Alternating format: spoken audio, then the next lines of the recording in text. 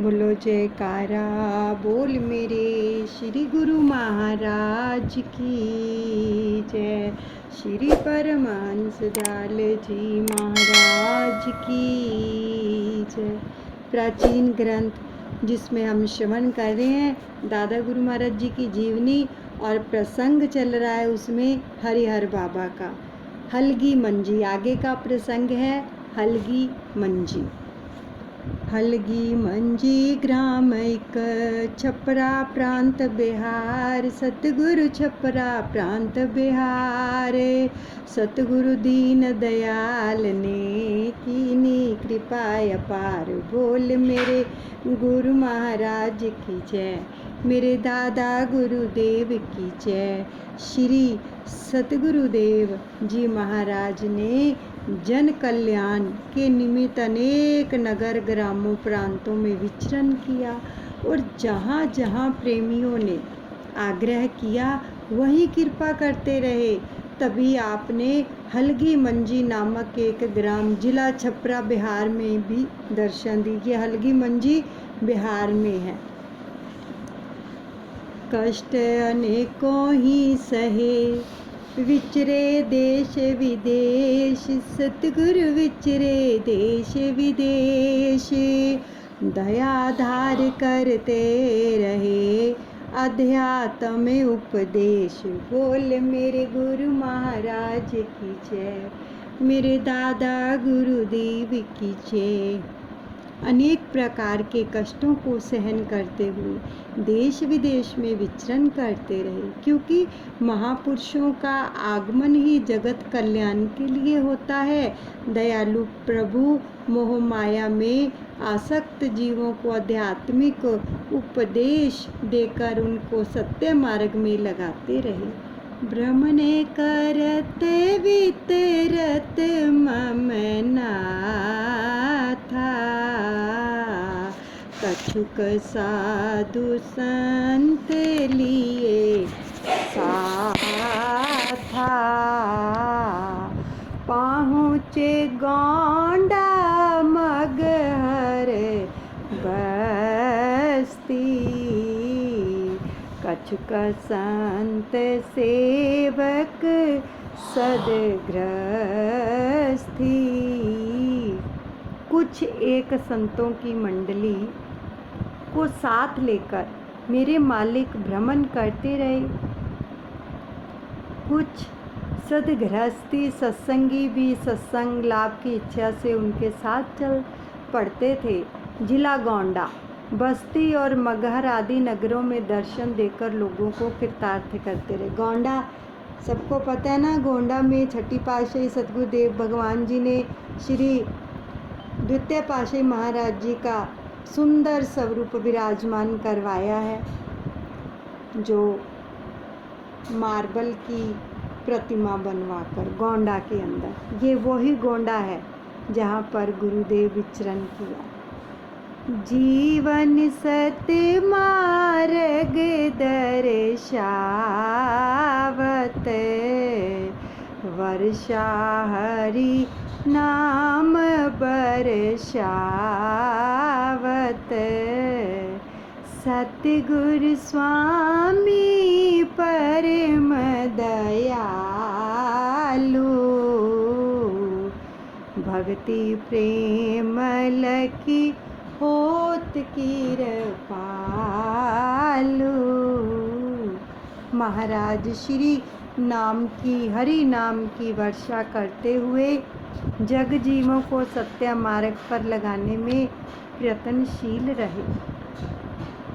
दयालु प्रभु भक्तों की थोड़ी सी जिज्ञासा को देखकर प्रेम में बंधे हुए जहाँ तहाँ पहुँच जाते थे।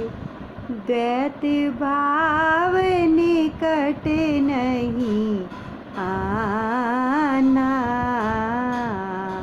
सब जीवन कहीं समय कर जाना। प्रतिदिन जहते धर्म स्थाना। महल झोंपड़ी बैठ मैदान श्री सतगुरुदेव भगवान जी, जो सचमुच ही अद्वैत पद के वासी थे, छोटे बड़े को और ऊंच नीच को, सभी जीवों को अपनी ही आत्मा मानते थे और उनके लिए महल, झोंपड़ी, खुले मैदान में बैठना एक जैसा ही होता था। तो मंदिर आदि हर धर्म स्थान, महल, गरीबों की झोंपड़ी व किसी संत की कुटिया में प्रतिदिन सत्संग रूपी अमृत वर्षा करते थे। परमारथ हित कष्टे उठाए, हलगी मंजी ग्राम सिधाए। पहुँचे प्रभु जब ग्राम मंझारी, जन समूह भीड़ भई भारी। परमार्थ के लिए अनेकों कष्ट उठाकर विचरण करते हुए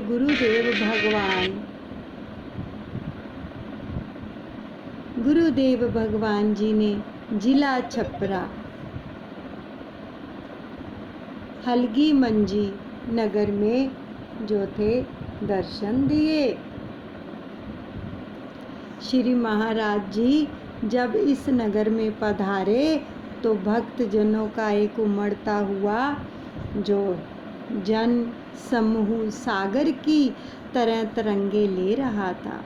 सतगुरुदेव के दर्शनों के लिए एक भारी भीड़ इकट्ठी हो गई थी।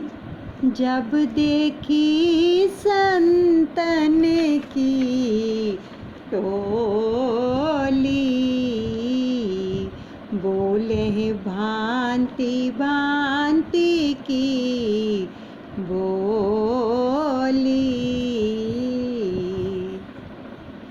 कछुक लोग प्रेमी सत संगी, लाए फूल माला नारंगी।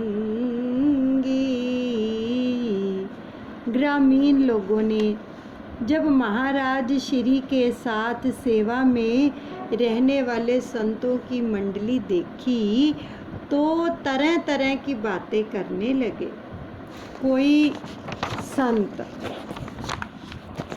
छोटे कद का, तो कोई मोटे शरीर का, कोई केशाधारी, तो कोई कुछ जो थे वो रुंड मुंड थे, तो कोई विवाहित थे, तो कोई प्रचार कार्य में रहने वाले साफ स्वच्छ वस्त्रों को जो थे धारण किए हुए भी थे। ग्रामीणों के लिए यह एक नई बात थी, इसलिए वे भांति भांति की बातें कर रहे थे। तो उनमें से जो थोड़े बहुते सत्संगी थे, संतों के प्रेमी थे, वे फूल मालाएं और नारंगी फल प्रसाद लिए चले आ रहे थे। मुखिया एक ग्राम को आयो, नम्र भाव से शीश निवायो। दो कर जोड़ करत अरदासा, दिवस चारे हो इहे निवासा। तो इस समय हलगी मंजी ग्राम का मुखिया भी महाराज श्री के दर्शनों के लिए आ पहुंचा।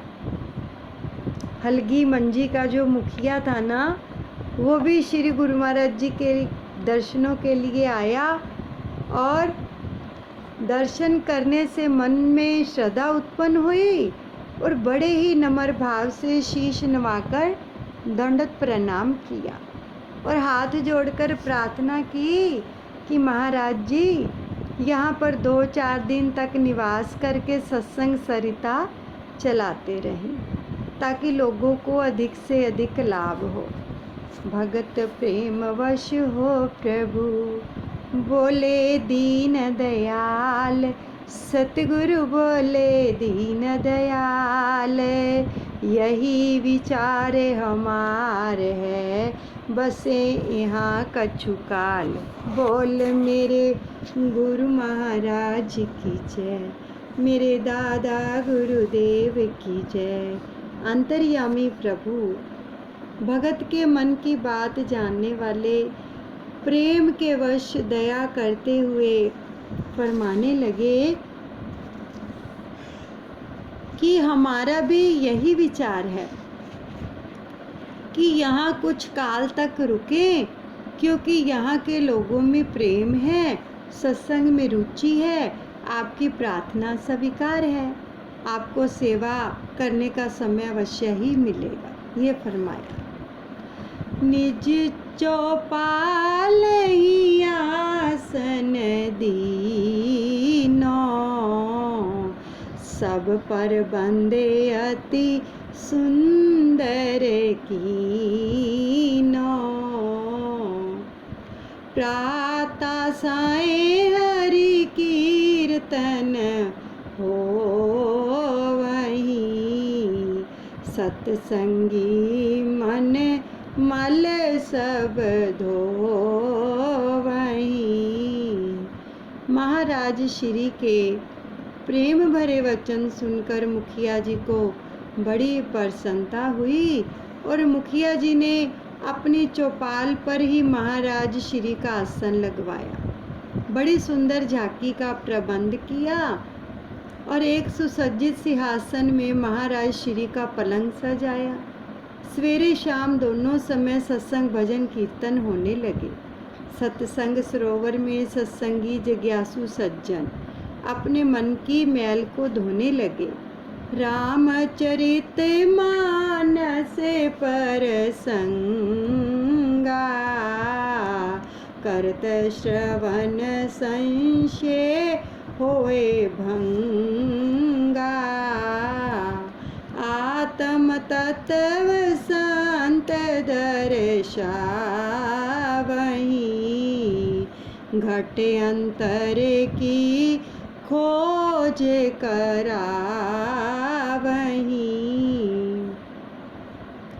महाराज श्री के मुख से श्री रामचरितमानस के पावन प्रसंग मानो सोने पर सुहागे का काम कर रहे थे, जिनको सुन सुनकर लोगों के मन के सब संशय भरम निवारण हो रहे थे।